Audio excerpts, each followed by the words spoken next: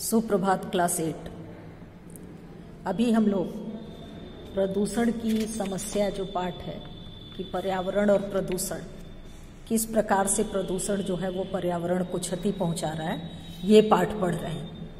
पिछले क्लास में आप लोगों को बता दिए थे कि किस प्रकार से पर्यावरण को प्रदूषण के द्वारा नुकसान हो रहा है और उसकी भरपाई भी हम लोगों को करनी पड़ रही है। आगे हम लोग देखेंगे कि आजकल लोग घरों, कारखानों, मोटरों और विमानों के माध्यम से हवा, मिट्टी और पानी में अंधाधुंध दूषित पदार्थ प्रवाहित कर रहे हैं। घनी आबादी में कार्बन मोनोऑक्साइड की वजह से रक्त संचार में 5 से 10% ऑक्सीजन कम हो जाता है। देखिए, कार्बन मोनोऑक्साइड जितना फैलेगा ऑक्सीजन को वो कम करता चला जाएगा।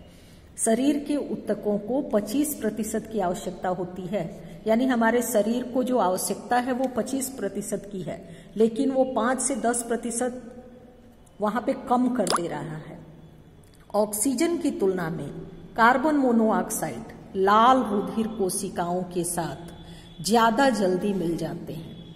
इससे यह हानि होती है कि ये कोशिकाएं ऑक्सीजन को अपनी पूरी मात्रा में संभालने में असमर्थ रहती हैं।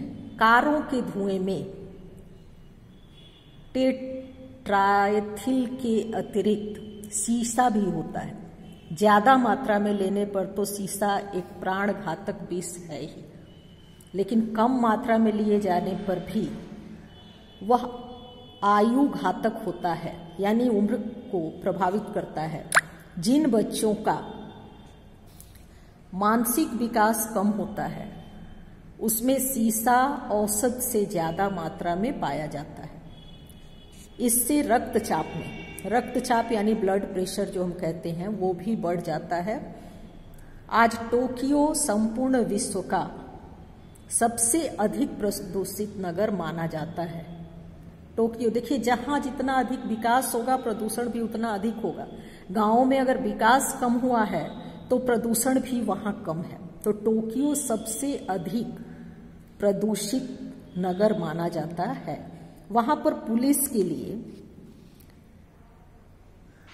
जगह जगह पर ऑक्सीजन के लिए सिलेंडर लगे रहते हैं। सोचिए रोड की स्थिति क्या होती है कि जगह जगह पर सिलेंडर लगे रहते हैं, जिससे उन्हें जब भी ऑक्सीजन की कमी होने की संभावना लगे कि ऑक्सीजन कम हो रहा है और उनको परेशानी हो रही है, तो वो ऑक्सीजन ले सके और राहत पा सके।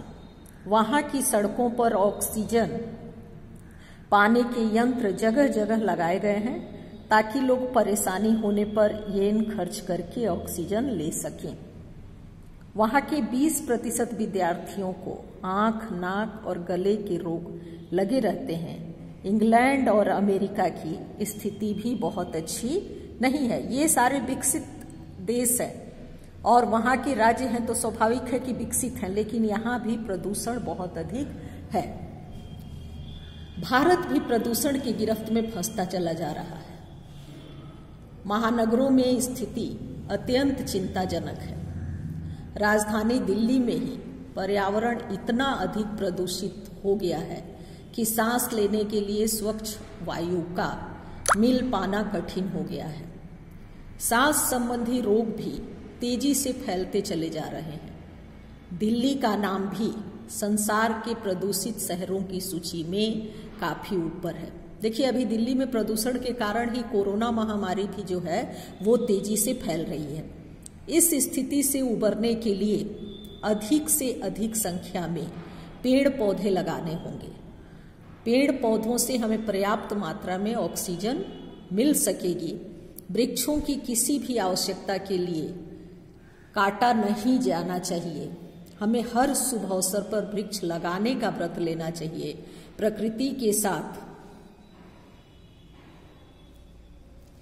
निकटता बनाए रखना अत्यंत आवश्यक हो गया है। हमें खतरे की गंभीरता को समझकर बचने के उपाय करने होंगे। यानी आज पर्यावरण के लिए प्रदूषण कितनी बड़ी समस्या बन गया है, इस पर ध्यान हमको रखना होगा।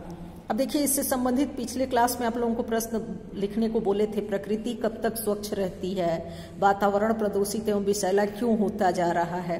इसी प्रकार ये सारे प्रश्नों के उत्तर लिखते हुए प्रदूषण किस प्रकार फैलता है एक उदाहरण देकर स्पष्ट कीजिए। तो देखिए, जैसे गाड़ी के धुएं से या लोग कूड़ा कचरा जो फेंकते हैं, प्रदूषण भी अलग अलग प्रकार का होता है, तो उसके उत्तर कोई भी आप एक उदाहरण देके बताइएगा। फिर यहाँ है कि वायु प्रदूषण कौन कौन से रोग उत्पन्न करता है, तो वो फेफड़े वगैरह की बीमारी तो उत्पन्न करेगा ही। कार्बन मोनोऑक्साइड की क्या विशेषता है, यह हमारे रक्त संचार पर क्या प्रभाव डालती। फिर है कि टोक्यो को सर्वाधिक प्रदूषित नगर क्यों माना गया है, दिल्ली की स्थिति प्रदूषण की दृष्टि से कैसी है, प्रदूषण पर किन किन उपायों से काबू पाया जा सकता है, प्रकृति में ब्रह्मा विष्णु और महेश का काम किस प्रकार स्वाभाविक रूप से चलता रहता है। ये सारे प्रश्नों के उत्तर आपको लिखने हैं और अपनी कॉपी तैयार रखनी है।